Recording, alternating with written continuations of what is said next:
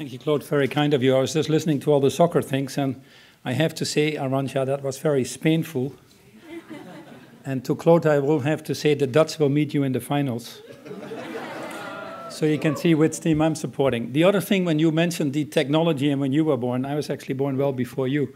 And when I was graduating in '79, tablets were the things you took when you felt sick. And apples were the things you ate when you were hungry. So how do you explain to people how we studied?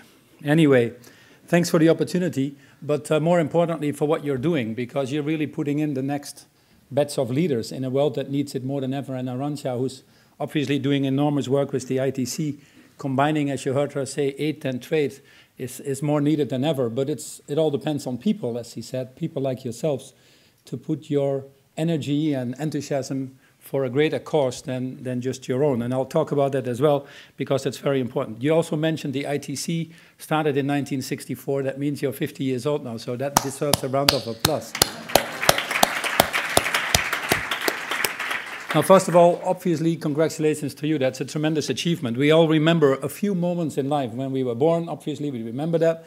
When we graduated from school, when we got married, and many of these things. And this graduation occasion, you will always remember this day, wherever you are, how old you are, in terms of starting a new period in life. That's an important chapter that you finished, but actually a far more exciting one that you are starting.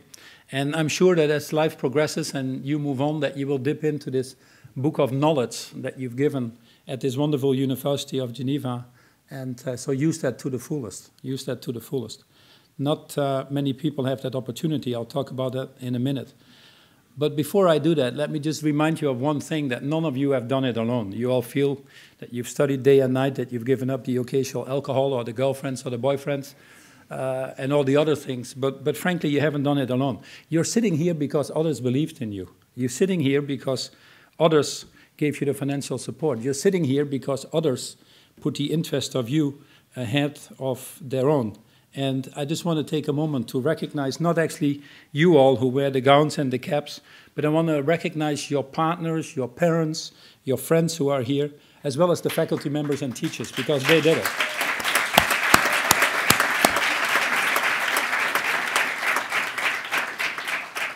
Now, I certainly understand why students from all parts of the world actually come to the university. This is a wonderful institution. You represent about 80 countries. Right now, you have 18 exchange programs. I was reading just in the information about the university. And it prepares you very well for what Arantxa called this global interdependent world that we're currently living in. More than ever do we need people that have a little bit of a broader mindset. And I think this university that you're representing actually gave you that wonderful opportunity. So use that to the fullest. That is a skill set that will be needed more and more in tomorrow's world, and yet we lack that so tremendously. Let me just remind you of who you are. You are actually amongst the 2% or less of the world population that graduated from university. In Africa, it's less than 1 or 2%. In many places in Asia, it's less than 1 or 2%. You're very fortunate to be born where you were born, to be born in the families you were born that can go to university. And my message is very simple. If you belong to the 1 or 2% that had that opportunity, and soon you will discover in life that you more or less can choose where you want to work, that you can do the work you like to do, then please give all the energy to help the other 98% who don't have that opportunity. And that is still the case in the world to date. So think about that more as a responsibility you have, just like the responsibility that your parents or your dear ones gave to you to be at this wonderful institution. Now, I'll talk a little bit about some of the responsibilities that are bestowed upon you by graduation in terms of the different types of leadership skills you now need to exercise in society. And Arantxa, again, once more, talked about some of them already. And there are actually 3 leadership skills I want to highlight above the normal ones you hear. You always hear the leadership skills of, you know, the famous books, 10 Tips to Become a Leader and How to Play Pianos in 5 minutes. These type of books of you know, you need to be intelligent and hardworking and high level of integrity. I take all of those for granted. These things will always be the case. I always say, you know, be a human being is probably more important than all of this. But these skills will always be the case. But there are 3 skills especially that are important. A higher level of awareness of what is going on in the world. This is a highly volatile, changing world. I often call this the VUCA world. Volatile, ambiguous, uncertain, and complex. VUCA world. Volatile, uncertain, complex, and ambiguous in the right sequence. Never ever have we seen changes so quickly happening, because a lot of forces are coming together in this decade that are causing that. Stock markets going up and down, currencies going up and down, economic situations in countries changing rapidly, very, very complex. First leadership skill, high level of awareness. Second leadership skill, a sense of purpose. Because this world is so complex, because it's so difficult to predict, there's no one that can tell you really what will happen in 5 or 10 years. We can make guesses, but it's very difficult. And you certainly shouldn't believe anybody who tells you what will happen in 5 or 10 years' time. Technology, the interdependence of the world has made this very unpredictable. So for that reason, you need a sense of purpose. What is going to guide you to make the right decisions when you don't have all the facts in your hands? And the third thing is actually the higher level of engagement. The issues that need to be solved are of such complexity that you need to leverage the combined strengths of each other as well as your individual skills to actually solve them. So there you have it. Now let's go in each of these in a little bit more of detail and tell you how we could make them come alive. The first one I talked about is the increased awareness of today's challenges. You could reflect on this like Charles Dickens when he said in one of his writings, it was the best times, it was the worst times. Now, we can certainly be very happy. If you read the newspapers, you probably won't get that impression, but we should be very happy about many of the things we have accomplished in this world. In fact, if you look at since 1990, the number of people living in extreme poverty have been halved at global level. In fact, when the original Millennium Development Goals that Arantxa talked about came out in the year 2000, the goal was to halve the number of people living in poverty. We actually have achieved that. In fact, more people go to school than ever before. Over 2 billion people more gained access to clean drinking water and sanitation. In fact, child mortality has fallen by half. And then if you look at things like tuberculosis or HIV or malaria, they're nearly eradicated in this world. So there are many things that we can be proud about. We've seen a digital revolution that you know better than I do. In fact, I always remind people that the 3 biggest countries in this world are China and India, as we all know, but the 3rd biggest country in this world is Facebook. 40% of the population is now connected. In fact, we have met as many mobile phones in this world, about 6.7 billion, if you want to, as subscriptions on mobile phones as there are people in this world. So digitization has given us an enormous access wherever you are. The farmer in the fields can see the prices now. The poor person in India who doesn't have a library close by or any possibility of education can get it on the internet. Digitization is rapidly changing this society. Now, however, despite of this progress, it is also important to remind us that the job simply isn't done. And that's why we need these post-2015 development goals, but that's why we need you as leaders, because someone needs to do it. We can all stand here and talk about it, but as I often say, the world is very long on words and very short on action. And we need leaders like yourselves, obviously, that take the action. Because what is the case? The case is very simple. Even in today's world, where we can be proud of all the achievements we have made, we still have 1.2 billion people living in extreme poverty. And by the way, it's not any of us. We still have 1 in 8 people who suffer from chronic undermalnourishment, malnutrition. And by the way, it's none of us nor our children. We still have unemployment of over 200 million people, especially amongst the young, and yet we need to create about 40 million jobs a year. And we're not doing that. And most likely it's not you who will suffer from that. And the environment is under stress. There is no doubt if we have the Stockholm Resilience Institute. I came back yesterday night late from Stockholm, where we were working on another thing called the climate economy. And John Rockström was there from the Stockholm Institute. They have 9 biomarkers that tell you about the health of this mother planet. And Claude talked about this already.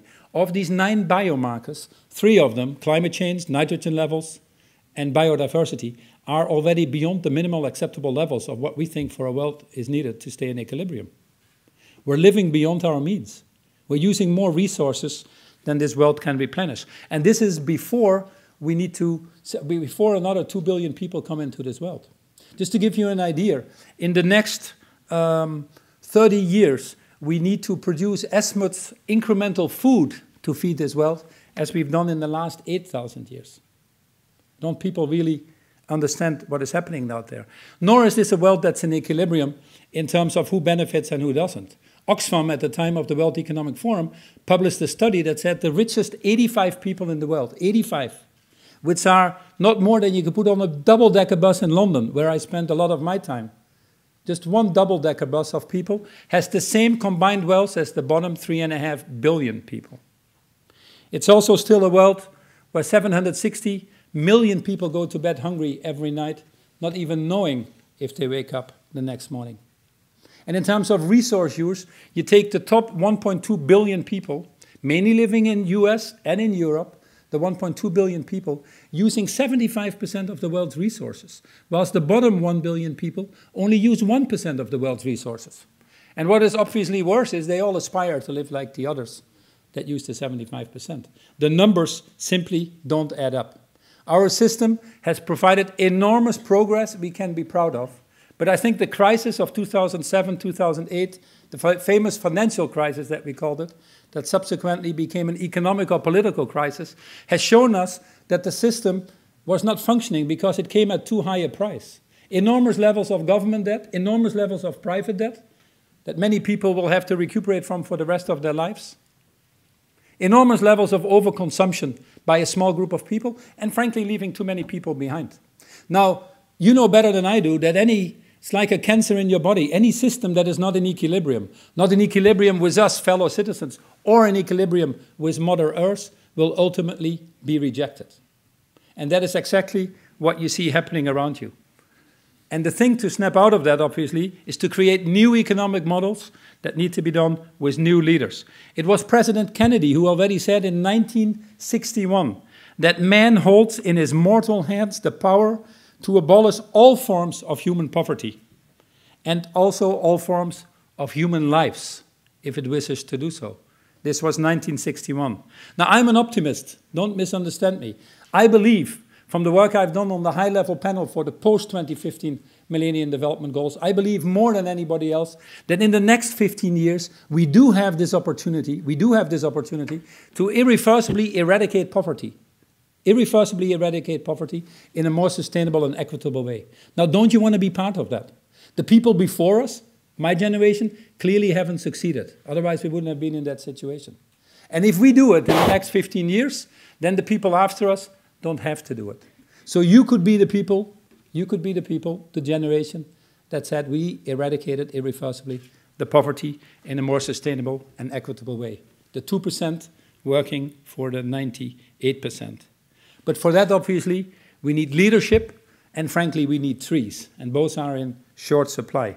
So this is where you come in, the next generation of leaders able to make a difference. Why is it so important to enroll the young people? Because most of the development is happening outside of Europe and the US. In fact, what people don't realize, but again in 2030, 80% of the world population will be living outside of Europe and the US. And yet we're very preoccupied with ourselves in these parts of the world. But 80% will be living outside of Europe and the US. That 80%, 50% of that is below 25 years old. 50% is below 25 years old. I was in Liberia with Mrs. Surley for one of the efforts on the panel. 57% of her population is below 15 years old. So half of the world's developing markets where most of these stress points come together, below 25 years old, the people there understand. They understand that they're not only 50% today of the world, but they're 100% tomorrow. I just came back from the beginning of this week from India and was speaking at some of the universities there, talking to young people. They understand what is happening. They have the hope. They want their country to function as well as the rest of the world. So for that, the people, the leaders that have that awareness of what is going on in the world, obviously need to have also something that Arantxa talked about, which is the ability to be a systemic thinker. It's very complex. Water, food, energy. You talk about solving one issue, but it has effects on other things.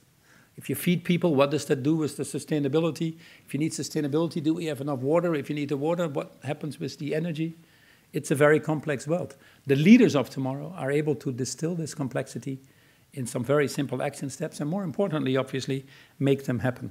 And not surprisingly, I believe that you are well equipped to do that. Otherwise, I wouldn't be standing here. The second skill I briefly talked about is a sense of purpose. What guides you? What gets you up in the morning that gives you more energy than many of the other people? And frankly, that energy needs to come with some humanity and humility, and obviously with the high level of integrity I talked about. Now, as you stand here on the threshold of what I would call real life, you have to think about what are the things that really drive you. What do you want to do in life to make a difference? Is it just about making money? Is it having a bigger title than someone else? Or is it really leaving this world in a better place than we found it? Is it giving your energy to the passions that you can make a difference? And I believe, and I hope it is the last one. I'm actually very encouraged by the young generation because in the US, for example, your colleagues who graduated from the US, for the first time, more students in the US want to work for Teach for America or the Peace Corps than they want to work for the financial sector. And that's a good sign that a lot of people are looking for doing a little bit more. Now, as I said, I just came back from India, where we were with our management team, and I was trying to motivate our management team to drive Unilever to a higher level. And I invited some people that I'd picked up in my readings and some of the things I worked with. And one of them was a man who started a water business in China, Mr. Chairman G, he was called. And he has one of the fastest growing water purification businesses in China. Issue of food security, water quality, it's tremendous there, tremendous. In fact, China is the first country already that sees the limits of growth because of planetary boundaries. And you know as well as I do, if China doesn't grow, people are not going to be happy. Frankly, the system won't work anymore. So planetary boundaries restricting growth already. Water quality, one of the biggest issues. Mr. Yi knew more about water than anybody else I saw in the world. He works day and night on it. Why? Because he lost his father, he told me. He lost his father at the age of 45 on a liver cancer that came from quality of water. He said to me, I only cried once, and that was when my father died. And I said, this will never happen again. He became so passionate about finding clean drinking water that he started his company. Now, the biggest company in China. And then I met a Chinese entrepreneur, a young man in his early 30s. And he saw women suffer because simply only 1% of women in India, he lives, had access to catamenials. They had to drop out from community participation or workforces because there simply weren't products. Or the proxies they were using were horrendous. He was determined to find something. And what happened? In his quest to find it, his village started harassing him because he had to interview women, which is not really very well seen in that culture. He had to collect products to do samples and do some testing, which completely was misunderstood. His wife left him because they thought he was a loony. His mother left him. His village tried to hang him upside down on a tree because they thought he was possessed with bad spirits, but he went on. Now he has 80,000 women in the different villages working for him at products that are 1/100th of the cost of products in the market, giving all these women the right to dignity, the right to enter the workforce. Now those are people with passion and purpose that put it to the common good. None of them, by the way, with a university degree. So what is your deeper purpose? So it shows you what advantages you have to do it even better than them. But the same thing is true for companies. Companies need to be, indeed, as Claude said, myopically fixed on shareholders is not why companies were invented. Companies were invented to serve society. The first and foremost purpose is to make this world a better place. If they do that well, shareholders will benefit. But this short-termism and myopic focus on the share value is destroying this planet. That's why the average age of companies is only 18 years old. And then they disappear again. I wouldn't like to be part of this. We have to get out of this short-termism. That's why when I became CEO, we stopped quarterly reporting, we stopped giving guidance, we moved compensation systems to the long term. It's time that we go back to sanity. That's what I call moving the world from share value, which is your share value, to shared values. Just put a D behind it and an S. From share value to shared values. And that is exactly what we're trying to do with our Unilever Sustainable Living Plan. How can we reach 1 billion more people improving their health and wellness and well-being? How can we make all of our sourcing sustainably? How can we totally decouple our growth, which is fairly strong for a company like ours, from the environmental impact? Obviously, we do it with brands. A brand like Domestos is not just about cleaning toilets. It's about solving the issue of open defecation. A brand like Knorr is just not giving food. It's solving the issues of nutrition or giving smallhold farmers jobs. Brands like Lifebuoy, our hand washing products, are helping a child reach the age of 5.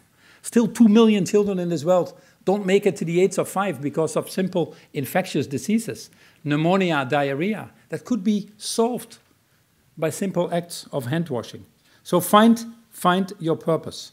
Now, I've tried to raise my voice on behalf of those who have no voice. I've tried to consider the fragility of the earth when making decisions. I've tried to build a company to obviously contribute rather than take from society. If you would do the same, with just humility and integrity, wherever you end up working, I guarantee you, it will not only be your proud families that are sitting here who celebrate your existence, but it will be the thousands, if not millions of people in this world who in reality you've helped give a lifeline. So I hope you realize that in the end. The last skill I want to talk about, obviously, is that the journey that you have will not be an easy journey. You cannot climb a mountain that is smooth. You slide back. You need the little bumps to hold yourself on, sometimes a place to rest. Because the issues that we're trying to solve here, the issues of food security, the issues of poverty, the issues of climate change, are very, very difficult issues. Otherwise, they wouldn't be there. No one can do it alone. It was Einstein who said the definition of insanity is to do the same thing over and over again and expect different results. We have to work at different levels to try to solve these complex issues. And that different level, obviously, is partnership. Partnership based on transparency, mutual responsibility, accountability, but it is that partnership. There's an African proverb, I see some people from Africa here, which is a wonderful upcoming part of the world right now we all need to invest in. But there's an African proverb that says, if you want to go fast, go alone. But if you want to go far, go together. And that is exactly what we're talking about here. At Unilever, we leverage our total value chain. We work with the ITC, working on these partnerships to create smallhold farmers. The hand washing with the Gates and Melinda, Bill and Melinda Gates Foundation or others, because these issues are simply too big to do together. Issues like deforestation we're trying to get out of. 15% of global warming, by the way. You need to work that with governments, with NGOs, with other industry sectors. So this skill set to work together with others is not a skill set that everybody finds that easy or is born with. But I think you are better equipped to do that. So here you have it, my 3 little messages to you. I think if you look around, and if I hear the 2 previous speakers from the university with their marvelous messages, you've made great friends at the university. You've had a great time whilst you also studied hard. That means you have built already very strong relationships. Leverage those relationships on your journey. Let me conclude that I'm convinced today that within this room, with these wonderful people of the International University of Geneva, we have the knowledge, we have the experience, we have the skills to work together and to tackle many of these enormous challenges ahead of us. Just realize that that journey won't be easy. But if you're positive, if you pursue it with passion, driven by a deeper purpose, you can do it. In fact, you'll be able to give 100% if you choose the work that you love to do. You'll be able to do it with 200% if you bring purpose to the workplace. You might be able to give 300% even if you truly believe in the cause with passion that you're fighting for. And there are people before you that have done it, individuals and groups. Rosa Parks on the bus in the US single-handedly changed the face of racial discrimination by staying put in the seat that she thought she deserved. Nelson Mandela spent years in prison for a small part afterwards to again overcome this racial divide that nearly broke up the whole continent. Or Mahatma Gandhi, that we all know, an inspired non-violent movement across the world for civil rights and freedom that we will benefit from long years to come. Martin Luther King said it best. He said, everyone can be great because everyone can serve. He didn't say you have to be smart to serve, nor did he say you have to be famous to serve.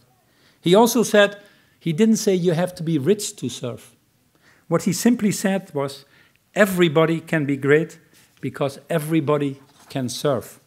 I promise you my continued leadership and commitment, but I demand yours as well. We need it now more than ever. Together, we can make this a better world and include the ones that are excluded, including the ones yet to come. So congratulations once more with your graduation. And as Gandhi said, be the change you wish to see in this world. Thank you very much.